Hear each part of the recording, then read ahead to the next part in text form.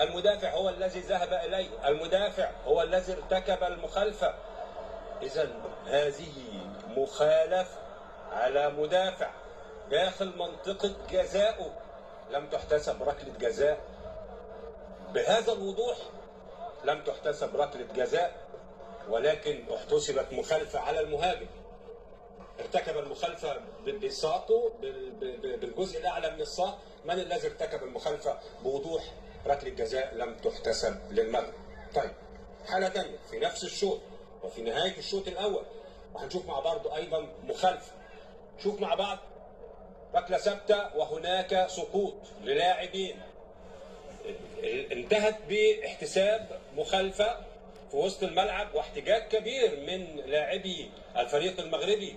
نشوف مع بعض المسك من اكتر من مكان، لكن هنركز على اللاعب اللي قدامنا دلوقتي. هما الاثنين في نفس الحيز، ومن طرف واحد، بمعنى انه مفيش لاعب مغربي بيمسك فانيلا. الفانيلا ممسوكه من المدافعين، مدافعي المنتخب الفرنسي. نشوف مع بعض اللاعب رقم 15 من المغرب ممسوك بهذا الشكل واستمر المسك. خلينا نكمل بقى اللقطة. استمر المسك واستمر تكتيف اللاعب حتى سقط على الأرض.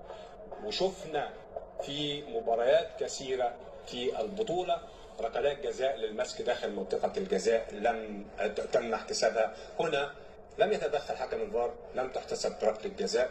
لما يكون عندنا ركلتي جزاء في مباراة واحدة في نصف النهائي لم تحتسب في الشوط الأول، والنتيجة الفريق كان متأخرا بهدف، أعتقد أنها حالات وأنها أخطاء أثرت على نتيجة المباراة.